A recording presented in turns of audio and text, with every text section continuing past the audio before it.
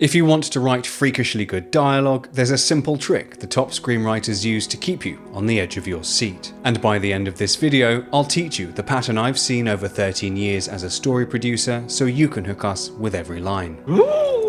You'll know how to design your dialogue around goals and personal stakes, how to keep every character active with a method that I call the 3 C's, how to use internal conflict to escalate tension, and how to write subtext that's gripping instead of vague. And we're going to see all of this taking place in 4 famous scenes. For years, I'd read scripts and stories where the dialogue was good, funny, natural, even clever, but the scene still felt dead. And writers would say the same thing every time, but that's how people really talk. And the problem is, they're right. That is how people talk. It's just not why we watch or read scenes. What most writers misunderstand about dialogue is it isn't a conversation at all. Even when it sounds like friendly banter, the dialogue is always doing one job: expressing conflict between 2 or more people who want specific, competing outcomes. Characters only reveal who they are when they're making decisions under pressure, and conflict just means something has to be engaged with and overcome. But to do that requires taking control. So the lesson underpinning everything we're going to cover is that every great scene with gripping dialogue is a game of control, and every line is a move in that game. That's a bingo! Failing to understand and execute this is why realistic dialogue still feels flat. The most common reason scenes don't land, no matter how natural the dialogue sounds, is it isn't clear what each person is trying to win right now in this scene and what it costs them personally if they lose. Every character has to have their own scene goal. They're literally only in a scene to advance toward it or to complicate somebody else's ability to achieve their goal. Ideally both. Alright, I gotta tell you something, Rachel. Alright, it's not intended to be mean. I have a purpose. You don't. And even if it's not literally life or death achieving it to this person, it has to feel like it is to them, or it won't to us reading it. The rules of the game, in your scenes, are the same social dynamics that we play by in real life, and we're going to be coming to subtext later on to help you land this specific punch. But to write amazing dialogue, you first need to create emotionally authentic characters. Because if every scene was only about an external objective, we'd get no emotional depth or character growth. So before you write a single line, for each of your main characters, you need to know their internal desire, what they're burning to achieve as a person, and their external plot goal, the objective they're in your story to achieve. Both of those together are going to inform what they're in your scenes to achieve, their scene goals. But to make those goals specific and generate the internal conflict that gives great dialogue its texture, you also need to know their character's wound, the thing that keeps them up at night, the private pain they're hiding from or protecting. And you need to know their belief, the rule they live by, what they think about themselves, the world, and their place in it, which is often affected by their wound. Natural dialogue feels truthful because it's pressured by a character's wound and their belief. They want something, but pursuing it risks exposing the things they can't face or accept. That creates the specific emotional nuances and internal conflict you can have them articulate or avoid, and other characters in scenes can attack them with. And we're going to watch this happen in a minute, but this is where most writers miss a huge opportunity. Because even when a character can't win externally, they can still make internal progress, and that internal development keeps the story and character moving forward even if they're backsliding in external progress. In Succession, Kendall's internal desire is to be seen as worthy of succeeding his father, and his external goal is to take control of the company. But his wound is a lifetime of conditional validation and humiliation. Hey, happy birthday, yo geezer. And his core belief is if I'm not winning, I'm nothing. What the fuck, Frank? How can we salvage this? You still want to pursue this? Yeah, of course I want to pursue. I want to announce. This is part of the whole thing. This is the secret sauce. Do we need to sweeten the offer? You want to bump the offer another point? Do you want to call your dad? Do I want to call my dad? No, I don't want to call my dad. Do you want to call your dad? No.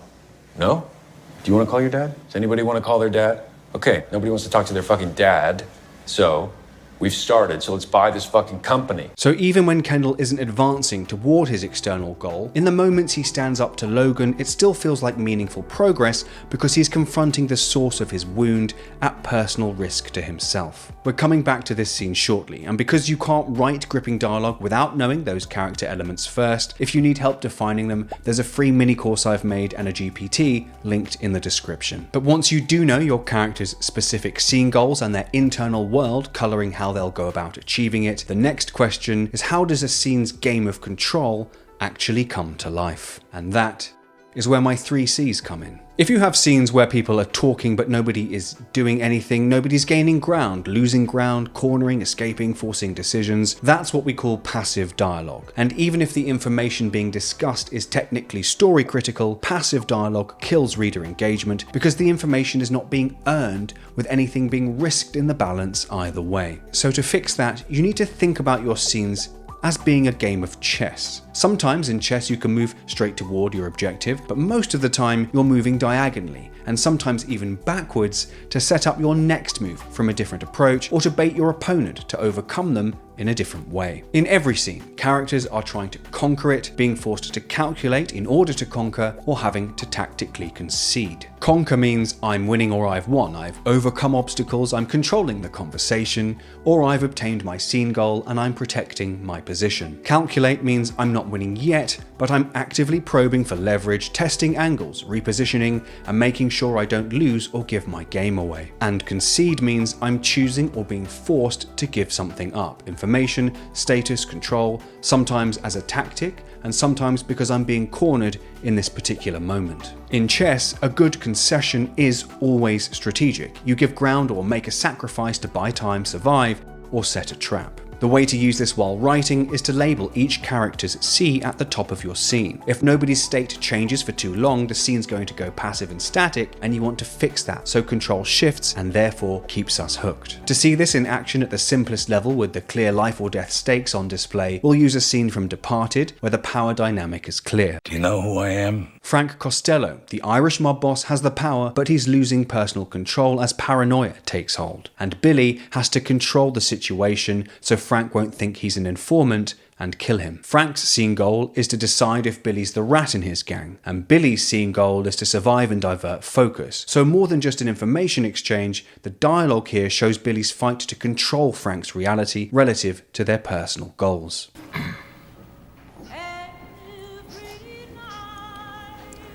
Smell a rat.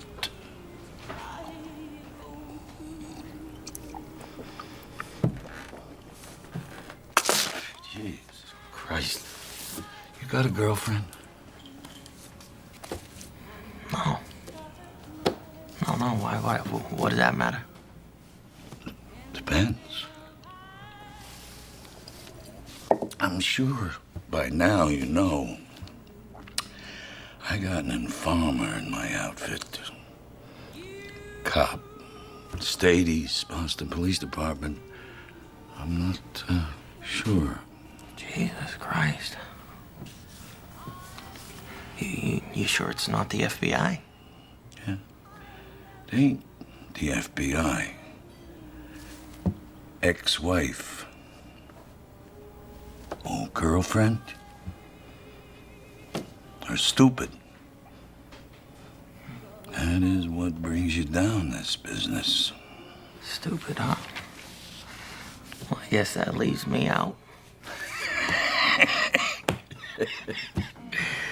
You know, past a situation like this, I kill everybody.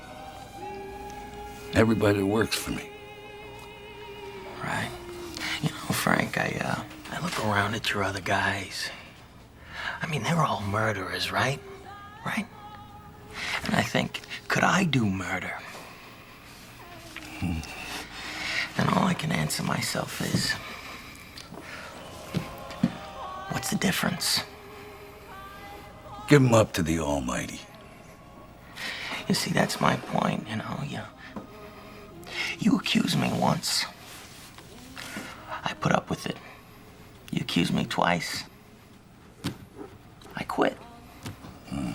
You pressure me to fear for my life, and I will put a fucking bullet in your head as if you were anybody else, okay?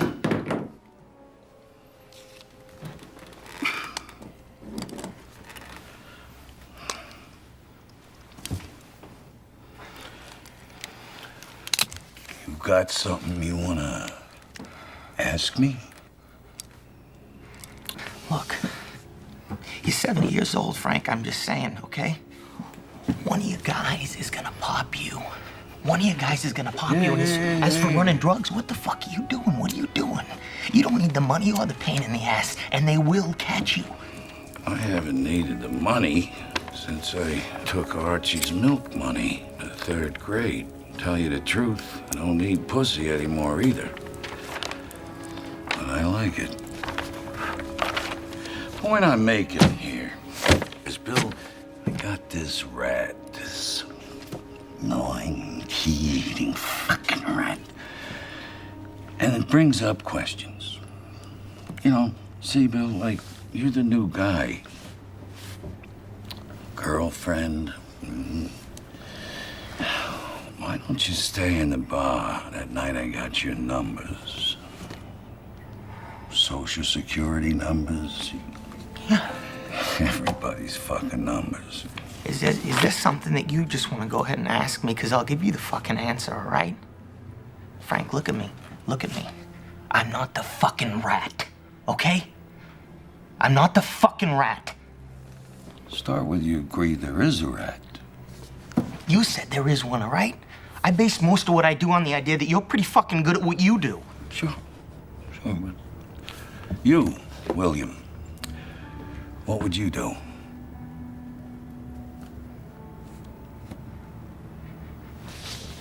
Frank, how many of these guys have been with you long enough to be disgruntled, huh? Think about it. You don't pay much, you know. It's almost a fucking feudal enterprise. The question is, and this is the only question, who thinks that they can do what you do better than you? The only one who could do what I do is me. A lot of people had to die for me to be me. You want to be me? I probably could be you. Yeah, I know that much. But I don't want to be you, Frank. I don't want to be you. Heavy lies the crown. Sort of thing. Yeah. Francis. I'm out of here. You'll have to set the alarm. Yeah, all Mr. right. Cox. I'll see you Christmas. Right. You know what I like about restaurants? The fucking food, I don't know what. You learn a lot watching things eat.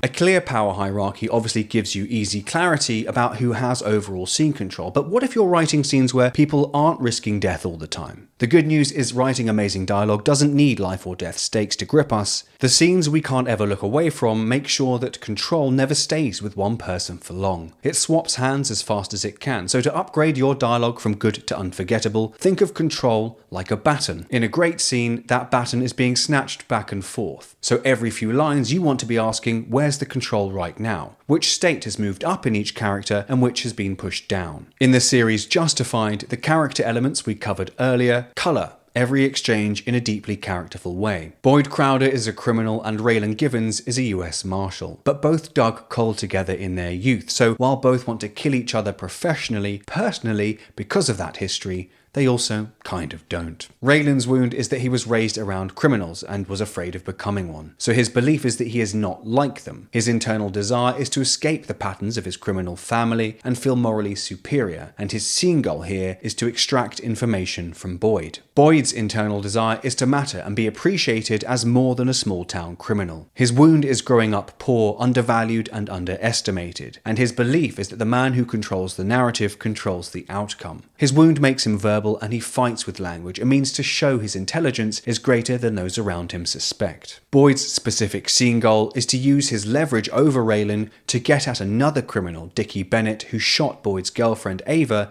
in a previous scene where Raylan was also injured. Didn't wear your suit. Well, you say that as if I've only got the one and not a whole closet full. I'm sorry. You didn't wear your black suit. Well, I can see by the hitch in your step, you're still not 100%. Yeah. How's Ava? She's moving not so different from you. She's healing. So was I right not to wear my suit? Well, we don't have a strict dress code. Well, it just occurred to me that Raylan Givens invites me up to Lexington. Chances are I might find myself in front of a judge before the day is out. Why, did you do something you shouldn't have? Well, that's a pretty low bar, Raylan. Nah, Trooper Tom Bergen, up there in your world, he says within a day of Mag's killing herself, all her marijuana drying sheds got cleaned out. Well, I wasn't aware that marijuana interdiction fell under the marshal's purview. He also said that the floorboards in the sheds had been torn up, ceilings pulled down, walls opened up, like someone was looking for something, which does fall under the marshal's purview, recovering ill-gotten gains. Mag's bank accounts have been seized along with her property, but there's still a sizable amount of money missing. How sizable, Raylan? Well over $10. Well, now, if I found that kind of money, I'd be in Mexico by now. Boy, I've been to Mexico. I don't think you'd like it. How so? There's a lot of Mexicans. Raylan, if a book could only be judged by its cover, you'd be a bestseller. We done. Looks like. Sorry for wasting your time. Never a waste of time to spend a moment with my good friend, Raylan Givens. I tell you what, I'll ask around, see if I can't get a line on that money for you. I'd appreciate it. In exchange for an apology. I'm sorry, what?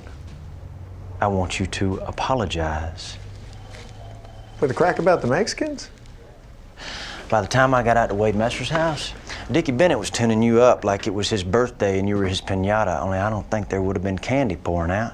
You're saying you saved my life. Are you saying I didn't? I would suggest what you're looking for is a thank you, not an apology. Well, now, follow my logic, Raylan. I had my own plans for Dickie on account of his shooting Ava, but you said you needed him, so I let you have him under the condition that you would return him to me once his services had been rendered. Oh.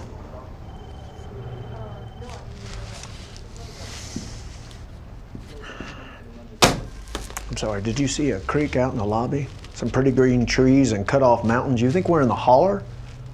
I am a deputy U.S. Marshal, Boyd. You're Givens, Raylan. And you think I'm gonna hand a man over to you to be murdered like he is what? Some pig I borrowed from you? You gave me your word. Well, I got half a mind to kick. R-A-Y-L-A-N. Covering from a GSW. Yeah, it stands for gun. No resistance here, officer. No resistance here. Hey, boy. Should've wore the suit. No resistance, officer. I'll see you, Raymond. A simple rule to keep your dialogue always active and make your lines fizz with authenticity is that what a character says should serve your story, meaning plot progression plus character development, so new leverage, new pressure, new obstacles, new decisions, but how they say it should reveal their character to us and or hint at their internal world. But what if you're writing scenes with more than just two characters? In an ensemble scene, there isn't just one baton, like we discussed before. There are usually three ways to fight for control: status, information, and personal composure. If you know a character's wound and belief, you can develop internal conflict and victories that mean the game being played isn't restricted to winning external scene goals alone. This Roy family fight is a perfect example. Nobody conquers Logan Roy in the status hierarchy, but the scene is electric because the batons of information and composure get ripped back and forth. Shiv's goal is to contain the damage from her meeting with Logan's rival. Logan's goal is to crush rebellion and keep everyone in line. Oh, hey. Hey. Hi. Hi. Hi. You're late. So what happened with the fake therapy? Any pretend breakthroughs? Any good performances? Nothing. Our therapist died. What? Metaphorically speaking. He smashed his teeth out in a pool. Oh my God. Freud would have had a field day. Where you been? I was meeting about a prospective job. With your father's enemy? Okay, I'm gonna go to bed. I keep an eye on things, Siobhan. I keep an eye. What is that supposed to mean? I mean, I had a meeting. You do whatever the hell you like on everything forever. Why don't we chat this over in the morning? And he has to hear it from his so-called friends on the phone, dripping poison in his ear. Kenny.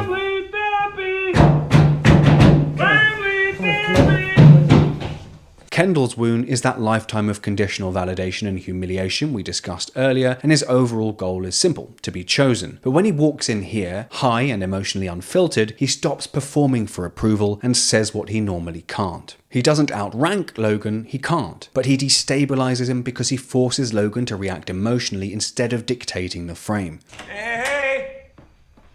What up, motherfuckers? Sorry I'm late. What are we arguing about?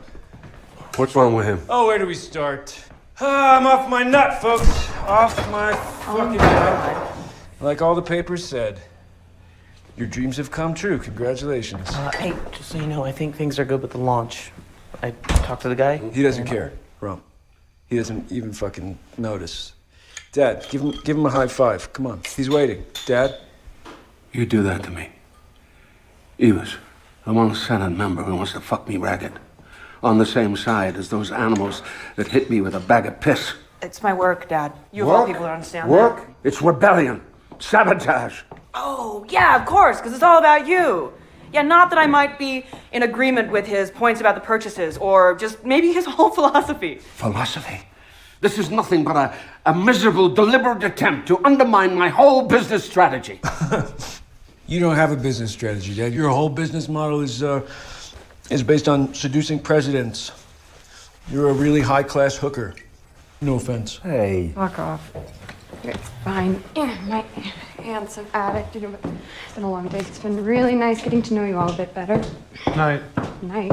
I gotta say, I feel a little bit used today, Pa. Oh, for fuck's sake, not you too. Where we are and all that's happened, and then even tonight you have to go off and work?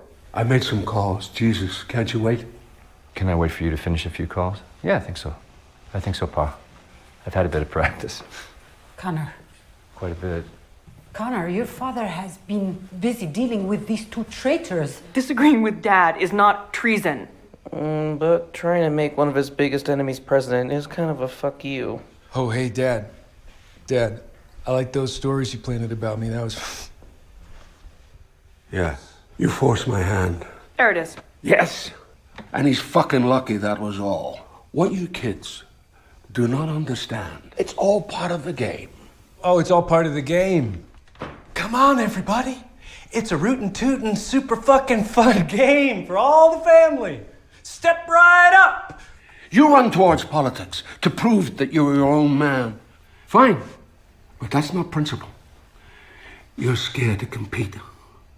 You're marrying a man fathoms beneath you because you don't want to risk being betrayed. You're a fucking coward. Wow. Wow, you are just beyond.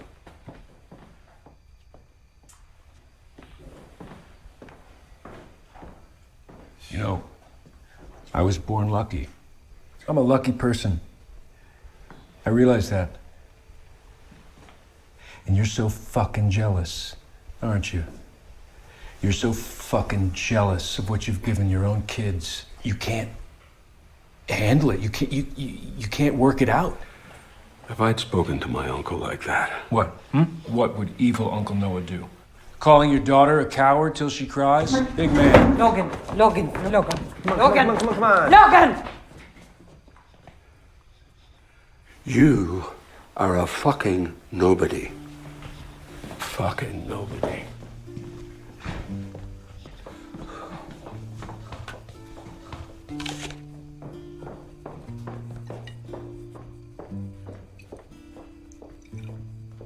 The nuance that will really level up your scenes is understanding that sometimes the wins are internal, and we see this with Kendall here. Conquering a scene isn't always about who controls that game's outcome. Sometimes it's about who wins the moment and how powerful their move hits. And now we need to tackle the layer that makes dialogue feel truly electric, and that's how you execute subtext. Subtext is the part of a conversation that really matters, but is too risky to say out loud. The easiest way to write it and stop your subtext becoming too vague is to treat it as tactical withholding. Subtext is basically concealed pursuit. It's what a character is trying to achieve, reveal, or discover while pretending they're talking about something else. Subtext appears when characters can't say what they want directly, the power imbalance blocks honesty, fear blocks vulnerability, and the consequences make directness too risky. So subtext becomes a shield. The speaker can make their moves to conquer with deniability. They can probe,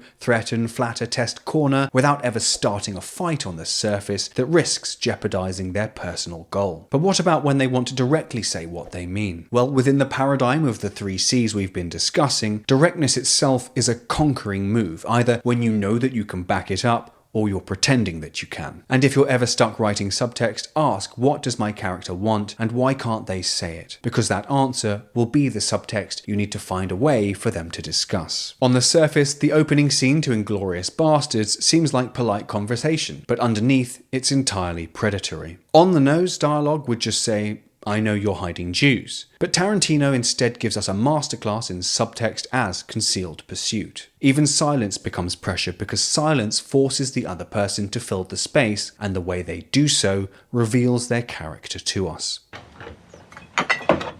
Monsieur Lapetite, are you aware of the nickname the people of France have given me?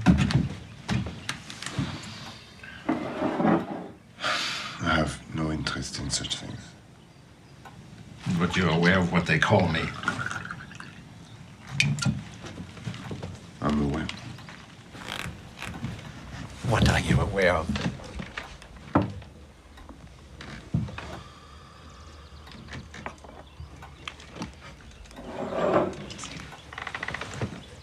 That they call you the Jew hunter?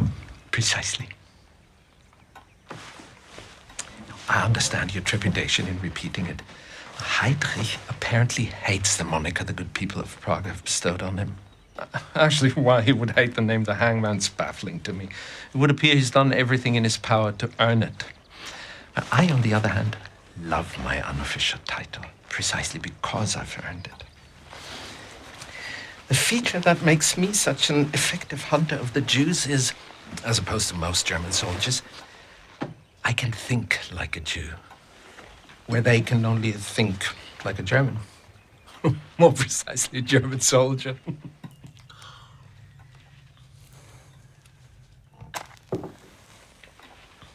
Now, if one were to determine what attribute the German people share with a beast, it would be the cunning and the predatory instinct of a hawk. But if one were to determine what attributes the Jews share with the beast, it would be that of the rat. The Führer and Goebbels' propaganda have said pretty much the same thing. But where our conclusions differ is I don't consider the comparison an insult. Consider for a moment the world a rat lives in. It's a hostile world, indeed. If a rat were to scamper through your front door right now, would you greet it with hostility? I suppose I would. Has a rat ever done anything to you to create this animosity you feel toward him? Rats spread disease. They bite people. Rats were the cause of the bubonic plague, but that's some time ago.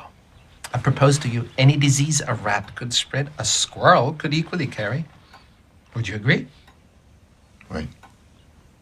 Yet I assume you don't share the same animosity with squirrels that you do with rats, do you? No. Yet they're both rodents, are they not? And except for the tail, they even rather look alike, don't they? It's an interesting thought, Herr Colonel. However interesting as the thought may be, it makes not one bit of difference to how you feel. If a rat were to walk in here right now as I'm talking, would you greet it with a source of your delicious milk? Probably not. I didn't think so. You don't like them. You don't really know why you don't like them. All you know is you find them repulsive. Consequently, a German soldier conducts a search of a house suspected of hiding Jews. Where does the hawk look? He looks in the barn, he looks in the attic, he looks in the cellar, he looks everywhere he would hide. But there's so many places it would never occur to a hawk to hide. However, the reason the Führers brought me off my Alps in Austria and placed me in French cow country today is because it does occur to me.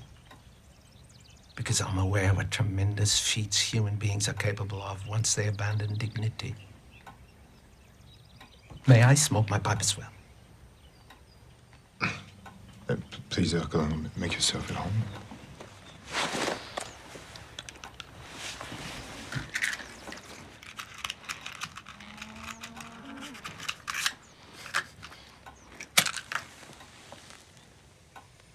Now, my job dictates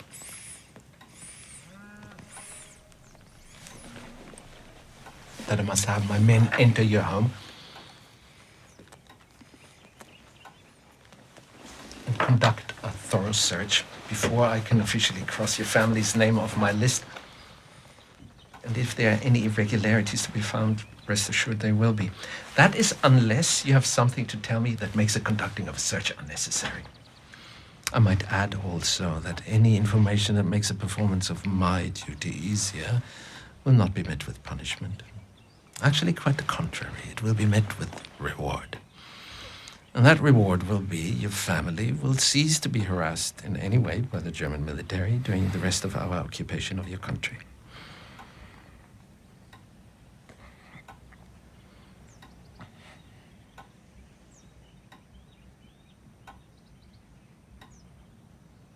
You're sheltering enemies of the state, are you not?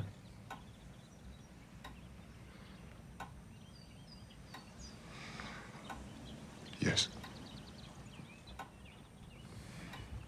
You're sheltering them underneath your floorboards, aren't you?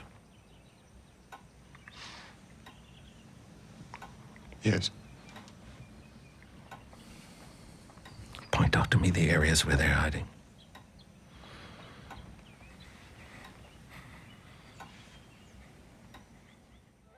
If you want a simple assignment to use what we've just covered immediately, write each character's scene goal and what it costs for them to fail achieving it. Identify the withheld truth and the risk of them saying it, because that's your subtext. So then explore how they could access that truth through metaphors or stories to assess how it will be received, or how they can wield it like a weapon. Choose a tactic, a dodge, a reframe, weaponized politeness, answering a question with a question, complimenting as a barb, strategic silence, and label characters' starting states from the 3 C's: conquer, calculate, concede, and go line by line through your dialogue to see where the control baton changes hands. Ask where and how it can be snatched, so conquering moves are constantly being made. And remember, what they say should advance your story, and how they say it should reveal their character to us. If you want my weekly pro writing tips, join my mailing list with the link below, and if you want to steal 13 years of my industry experience, then watch this video next.